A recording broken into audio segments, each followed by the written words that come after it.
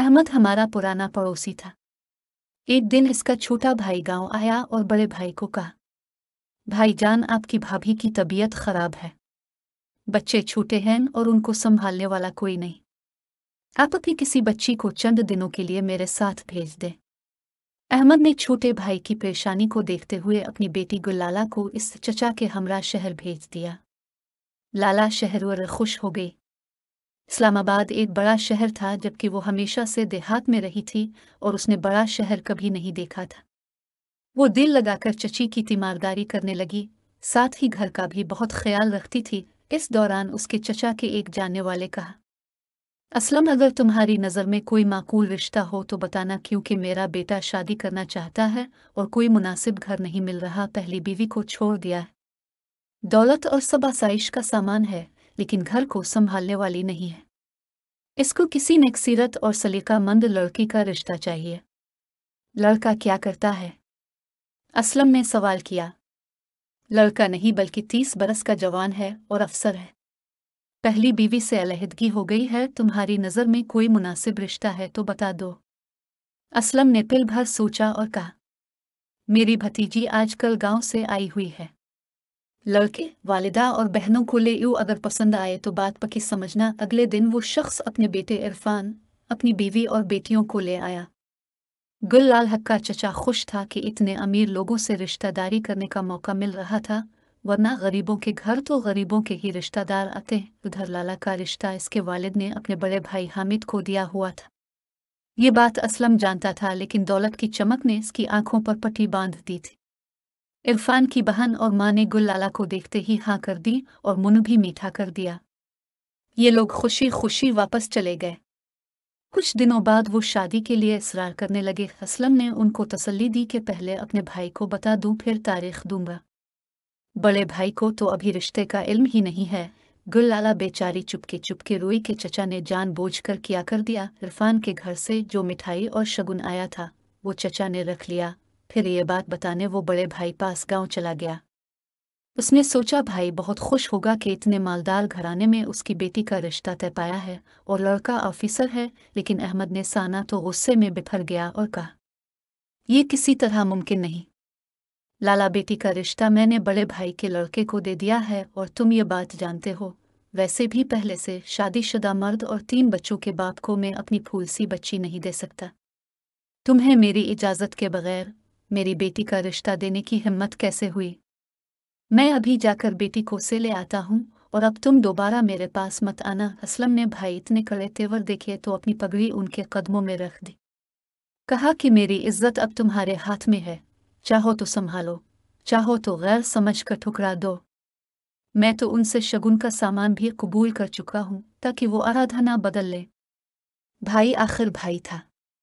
दिल मोम हो गया और असलम को अलिफाटे कर गिले लगा लिया। तब असलम ने कहा, क्योंकि रिश्ता मैंने किया है लिहाजा लाला बीबी का बयां मैं खुद करूंगा। लेकिन अहमद ये बात न माना और बेटी को घर ले आया। बेशक इसकी 9 बेटियां थीं, लेकिन इसने कभी उनको बोझ नहीं समझा था और न कभी इसके माथे पर शिकन आई थी। वो एक शरीफ अलतब और मेहनती शख्स था और पूरे गांव में इज्जत की निगाह से देखा जाता था। हर हाल में अपने रब का शुक्र अदा करता और अल्लाह ताला की रज़ा में खुश रहता। इसकी बीवी भी साबिर और नेक खातून थी, कभी हालात का शको ज़बान पर नहीं लाती थी। वो गिरचा अमीर घराने में बेटी ब्याहने के हक में न था और न इसको दौलत का लालच था, मगर छोटे भाई की इज्जत रखने की खातिर बड़े भाई को नाराज़ किया और असलम के तय करदा रिश्ते पर गुललाला की शादी इरफान के साथ कर दी। जब इरफान की पहली बीवी को ये बात मालूम हुई तो शौहर की शादी इसे सख्त नागवार गुजरी। इसके भाई और वालिद भी चाबाजबी हो गए कि उनकी बेटे को इरफान ने अलहदगी का दाके तो दिया ही, फिर दूसरी शादी भी कर ली। उन्होंने कसम खाई कि हम इसको चीन की जिंदगी जीने ना देंगे। पहली बीवी का एक भाई पुलिस में इंस्पेक्टर था, जिसके ओहदे काज़म था। गुललाला ने 6 साल में 3 खूबसूरत बेटियों को जन्म दिया। वो एक साबिर और शाकिर माँ बाप की बेटी थी। उसने कभी शौहर ससुराल वालों की शिकायत मैके में नहीं की और अपनी शौहर की खुशनुदी में खुश रहने लगी, मगर जिंदगी भी लिए चंद दिनों की ख्वाब जैसी ही साबित हुई। इसी दौरान गुललाला की नंद का इंतकाल हो गया। इसकी ये नंद फरिश्ता सीरत थी। वो लाला का बहुत ख्याल रखती थी। इसके दाके साके की साथी बनी हुई थी।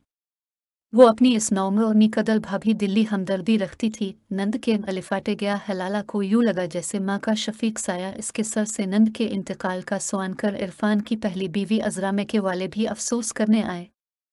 इन दिनों गिल लाला का सबसे छोटा बेटा महज 6 माह का था।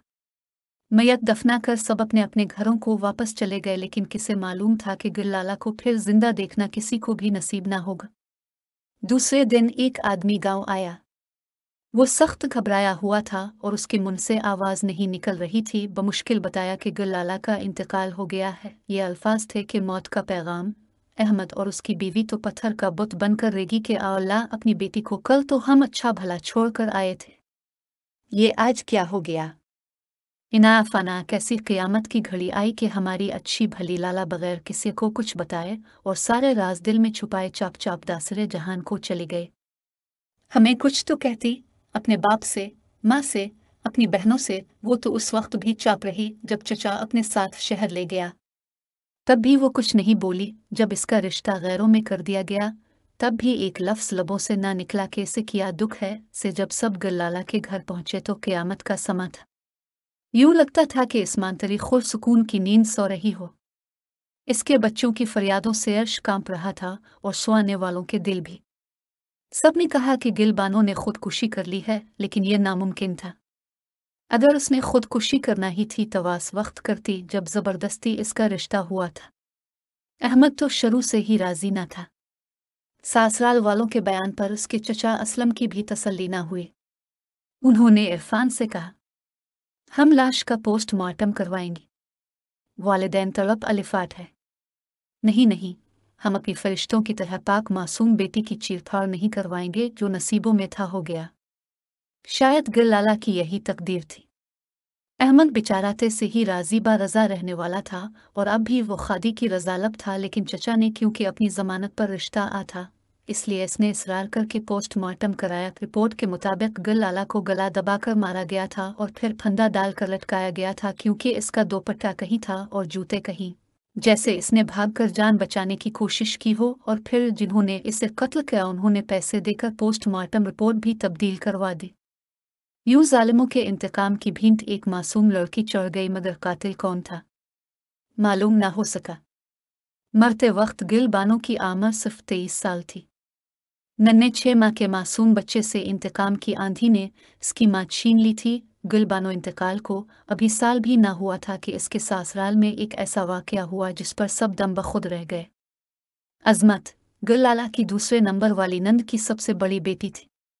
ये इसकी बेवा नंद थी और एक स्कूल में टीचर थी, जबकि इसका घर अपनी माँ के घर के साथ मिला हुआ था। एक रोज़ अजमत रोटियां पकाने के बाद बावर्ची में झाड़ू दे रही थी कि इतने में उसकी माँ घर से दाखिल हुई, जो अपने स्कूल से पढ़ाकर अभी अभी लौटी थी। उसने कहा, अजमत बेटी खाना लगा दो, मुझे भूख लगी है। जी उम्मी जान, ये कहकर वो बर्तन लगाने लगी। फिर सबने मिलकर खाना खाया। खाने से फारिग वो माँ के पास आ बैठी।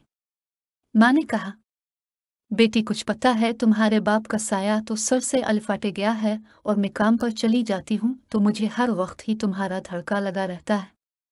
मैं चाहती हूँ जल्द अज जल्द महार के हाथ पीले कर दूँ। ये सुआन अजमत की आंखों में आंसू आ गए। बेटी आज शाम को कुछ लोग आएंगे तो तुम जरा ठीक ठाक होकर रहना। यह सुआन कर अजमत वहां से अलिफाटे गई और माँ उसको जाते हुए देखने लगी। शाम को वो बस्तुर की चादर ठीक कर रही थी कि दरवाजे पर दस्तक हुई। भाई अशर ने दौड़कर दरवाज़ा खोला और वहीं से बोला, अम्मा जान मेहमान आए हैं।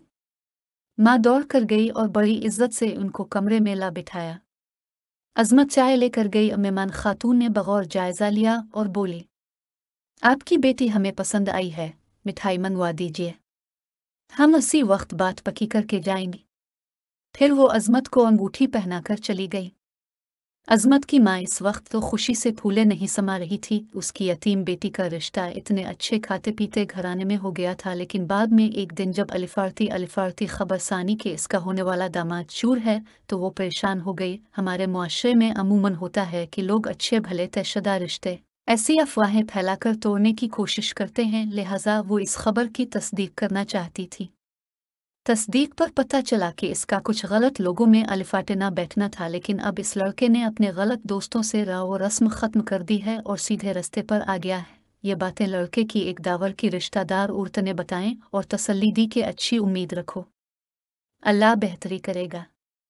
अब रिश्ता मत तोड़ो, क्योंकि अच्छे घराने के रिश्ते बार बार नहीं मिलते। जूं जूं वक्त गुजरता गया, शादी के दिन करीब आते गए।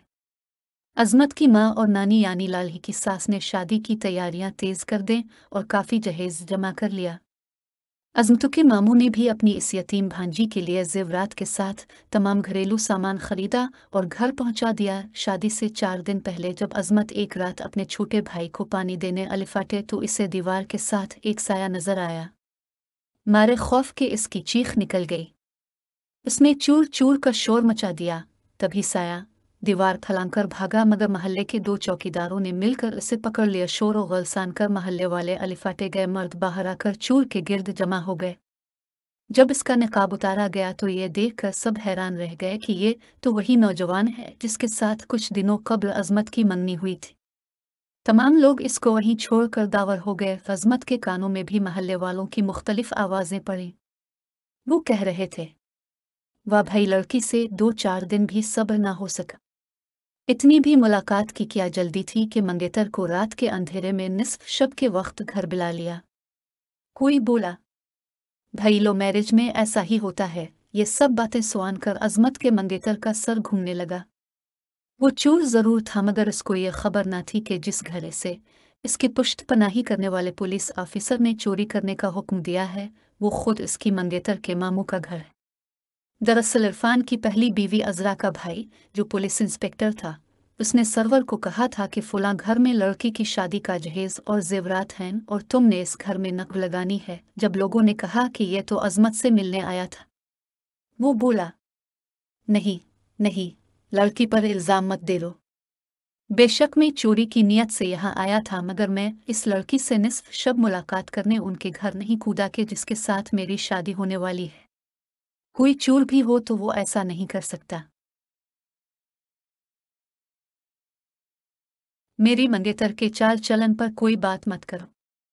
किसी ने भी इसकी बात पर कान न धरे कि वो इंस्पेक्टर को भत्ता देने की खातिर यहाँ चोरी करने आया था, मगर मालूम न था कि ये इसकी मंगेतर के मामू का घर है। इससे अजमत के मामू महल्ले में सख्त शर्मिंदा थे, क्योंकि उन्होंने ही सरवर को पहचान कर सबको बता दिया था कि ये लड़का इसकी भांजी का मंगेतर है। उन्होंने सरवर को चले जाने का कहा, मगर अजमत और उसकी माँ का मामू के घर रहना मुश्किल हो गया। लोग अजमत पर उंगलियां उठाने लगे और तरह तरह की बातें करने लगे। अब घर के बच्चे बाहर निकलते तो लोग इनको भी अजीब अजीब बातें सुनाते। वो घर आकर बताते और अजमत, इसकी माँ और मामू खून के घूंट पी कर रह जाते। अजमत एक बागैरत और निकचलन लड़की थी। वो बज़ाहिर तो खामोश थी, मगर इसके सीने में जो आग सा लग रही थी, इसकी तपिश सिर्फ वही महसूस कर सकती थी।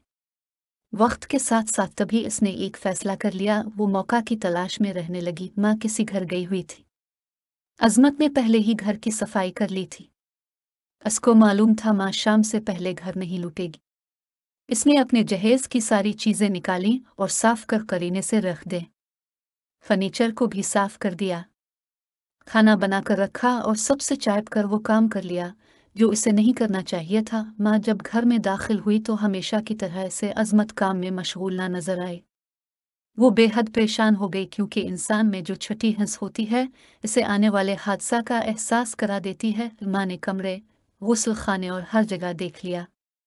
आखिर में वो छत पर मौजूद कोठरी की तरफ गई, जिसका दरवाज़ा इसे बंद मिला। ये देखकर वो हैरान रह गई। कई आवाज़ें, अजमत कूदे, मगर कोई जवाब ना मिला। तभी इसने चिल्लाना शुरू कर दिया। तमाम महल्लेदार जमा हो गए और बंद दरवाज़ा तोड़ा गया। वबा नज़मत को मुर्दा हालत में पाया। अम्मा को पहले ही क्या कम धचका लगा था। वो ये धचका बर्दाश्त न कर सकी और जहनी तवाज़ुन खो बैठी। नानी मामू ने इसके कफन दफन का इंतज़ाम किया। चुल्लू गुल लगाने तो खुदकुशी की बकौल ससुराल वालों के आपास पड़ोस वाले के, मगर अजमत का कातिल कौन था ये मुअम्मा हल ना हो सका। अलबत्ता गुल लाला के घर वालों को किसी ने बता दिया कि इरफान ने झूठ बोला था कि पहली बीवी तलाक लेकर चली गई है। इरफान ने तलाक न दी थी।